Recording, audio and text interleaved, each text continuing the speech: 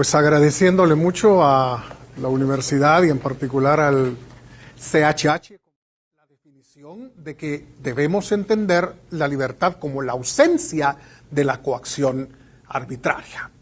Ahora, notemos los elementos de la definición. Ausencia de coacción arbitraria.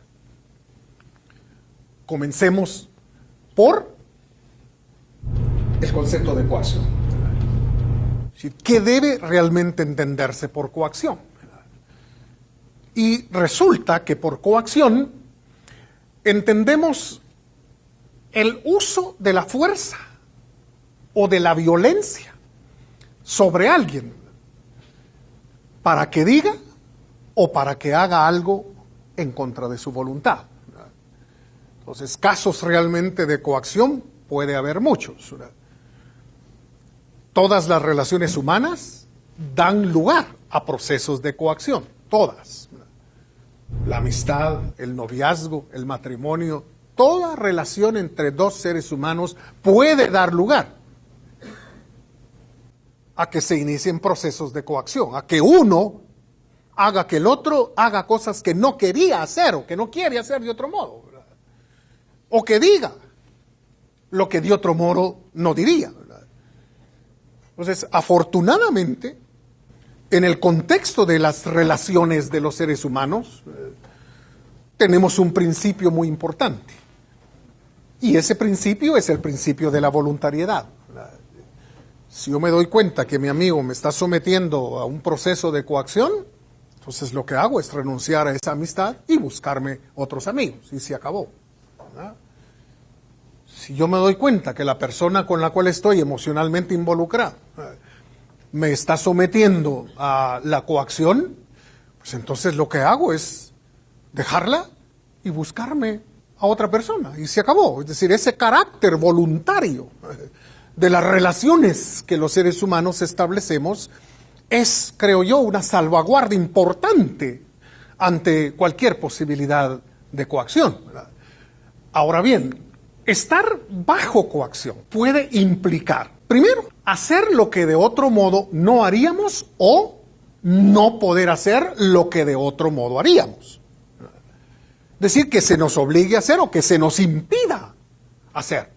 Las dos cosas tienen realmente que ver con la coacción.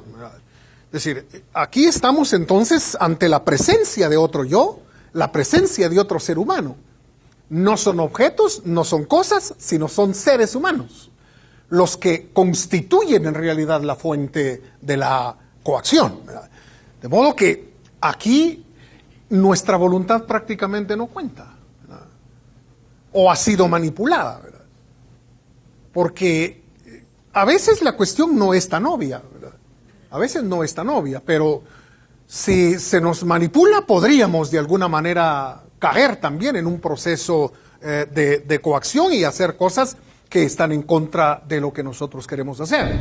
¿O es un constructo mental producto del condicionamiento? Bueno, podría ser, pero la cosa ahí, digamos, es que de alguna manera, en relación con esas construcciones, digamos, de las cuales uno ha sido, no víctima, sino que ha sido realmente, no sé, como enseñado y obligado por la vida, digamos, en común, pues tiene uno la ventaja de poder obedecerlas o no. Pero en un proceso de coacción difícilmente uno se puede escapar, ¿verdad? Sí. La informalidad en el comercio es una muestra de libertad en este caso, entonces, ¿por qué? Ah, sí. Sí, definitivamente. Definitivamente que sí, porque vamos a hablar de eso, porque tenemos que preguntarnos cuál es la mayor fuente o la fuente primaria de la coacción en el contexto de la vida en sociedad. Esa es una pregunta que tenemos que plantearnos aquí y entonces creo que retomaremos lo que usted acaba de mencionar, que me parece una cuestión realmente muy importante como ejemplo de lo que aquí en realidad nos interesa. Ahora bien, la coacción incluye una amenaza de recibir daño. Es decir, si no haces esto, entonces atente a las consecuencias. o si lo haces, atente a las consecuencias. Es decir, hay una clara amenaza de recibir daño. Yo creo que el ejemplo más terrible realmente de la coacción es la experiencia que han tenido muchos guatemaltecos de ser secuestrados. Se trata de cualquier clase de secuestro. Es en realidad una verdadera desgracia, pues, pero digamos aquí tenemos perfectamente ejemplificado de qué es de lo que estamos hablando aquí. Es decir, la persona que ha sido tomada y por la cual se pide realmente un rescate, pues puede recibir daño en su persona, incluso perdiendo la vida, si no se cumple, digamos, las condiciones de los secuestradores. Esta es una situación extrema, pero es una situación que lamentablemente se vive, digamos, en este país a diario. Entonces hay una clara realmente amenaza de recibir daño. Pero otra realmente de las características de la coacción es que uno tiene que concretar fines ajenos en contra de su voluntad, Insisto en esto, de en contra de la voluntad, porque regularmente en la cooperación estamos ayudando a otros a que logren sus fines. Pero es una cuestión perfectamente voluntaria, ¿verdad? El que vende bienes, el que presta servicios, está ayudando a otros a que logren sus fines, pero se trata de una cuestión voluntaria, aquí no hay problema. Pero con la coacción, en realidad concretamos fines ajenos, sin que nosotros estemos en realidad dispuestos de manera voluntaria a hacerlo. Por eso es que algunos han llegado a catalogar también la estafa como una manera de coacción. Ciertamente uno va voluntariamente a un negocio para encargar, digamos, un mueble, que le fabriquen una mesa, en fin, etcétera, y da un poco de dinero para que el trabajo empiece. Pero una semana después usted regresa, ni carpintero, ni carpintería, ni mueble, ni dinero, ni nada. Desapareció realmente el fulano con su dinero. Entonces, claro, ahí no hubo una amenaza de daño. El daño se produjo, obviamente, sin amenaza. Y usted lo fue a entregar de manera voluntaria. Pero lo que usted resultó haciendo fue igual que los que pagan rescate por un secuestro. Contribuir a los fines de otro sin que esa haya sido en realidad su voluntad expresa, su deseo inicial y su propósito fundamental. Entonces, concreta unos fines ajenos y queda lamentablemente en calidad de puro medio, ¿verdad?, para que otro logre lo que quiere, ¿verdad? Entonces, queda uno prácticamente en condición de una mera herramienta, ¿verdad?